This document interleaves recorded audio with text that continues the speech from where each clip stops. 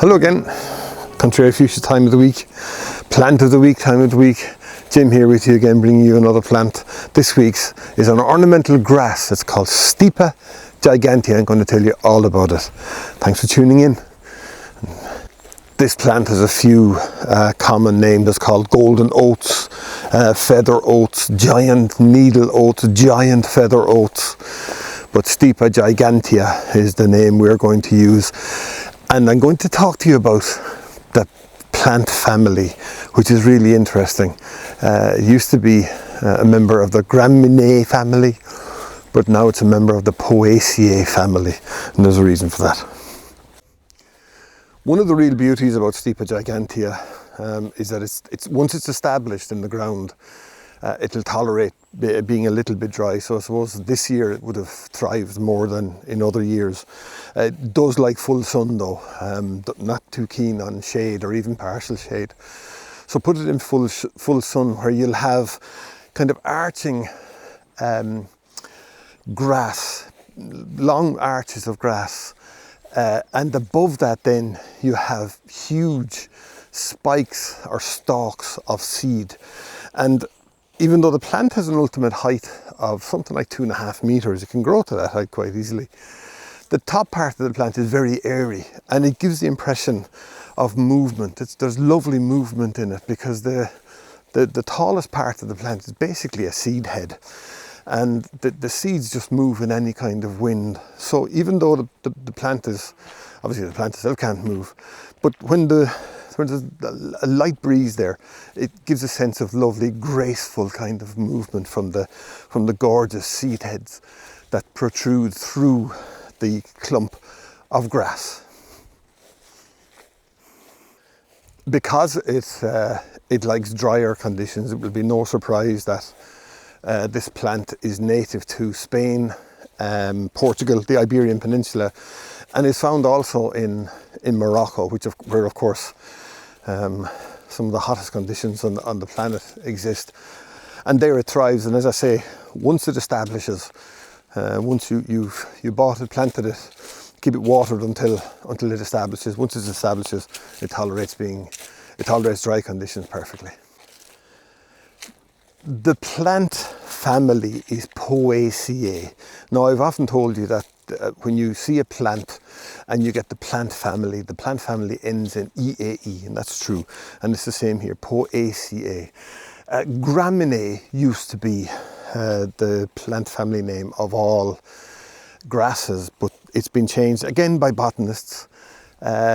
They change this every so often when they reclassify plants and put them in other families, or they might be subfamilies, and they have all sorts of complicated ways of doing it. Bottom line is that older books will tell you that this plant is in the Gramineae family.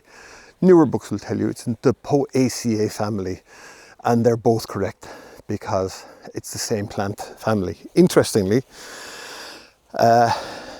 EAE, as I said, is used to designate a family name when you read it, and Poa is Greek for fodder, which of course is grass, and grass is one of the most important plants, and grass is a plant.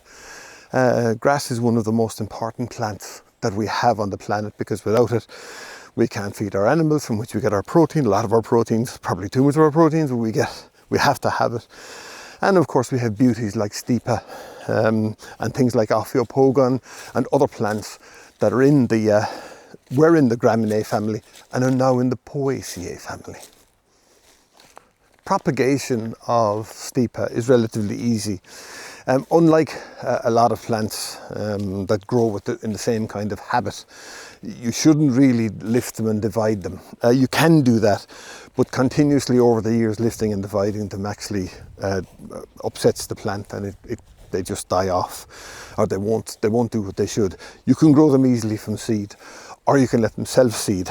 One of the beauties of doing that is that if you let them self-seed, then all you have to do is to dig up the little plant that you can see or is growing in the ground.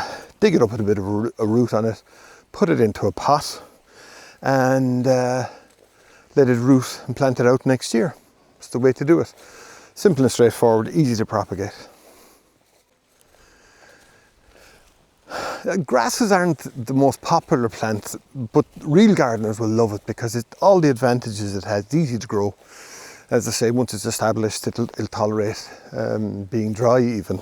But the real beauty in this is that the flower heads, the seed heads, last for ages, sometimes up to 6 months in the right conditions. You could even cut the seed heads and use them as an ornament in a, you'll often see pampas grass used like that.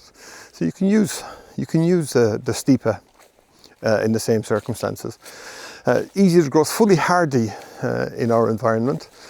You'll have no difficulty with it surviving our winters. A lot of gardeners don't seem to like grasses because, well, I don't know why, I really don't, because they do offer a lot of, they offer architecture right throughout the year, that kind of long, the graceful stems you get from most grasses. Some of them are quite small, but Stipa is one of the bigger ones. It has seed heads that last for ages, and you can take them in as almost as a cut flower, use them to decorate cut flowers. They're drought tolerant, they're easy to grow from seed, they self-seed without taking over. So there's lots of things I like about this plant. So don't be afraid of it. If you have room for it, stick it in your garden, you get years out of it. That's another plant of the week from a lovely sunny afternoon here in Limerick. Stipa gigantea. Remember the new plant family? Poaceae. And let me know, send me some photos, let me know how you get on. I developed hanging in the offside and trying to set up a website or a small website or web page or whatever, with a lot of work on all these kind of things, and I wouldn't be the most technologically advanced individual. However, we'll keep on making the videos until we have something a bit more permanent established. Thanks for tuning in. I hope you enjoyed that one. As I say, let me know how you get on. If you do have it in your garden, or if you come across it anywhere nice, send me a photo. Take care of yourselves.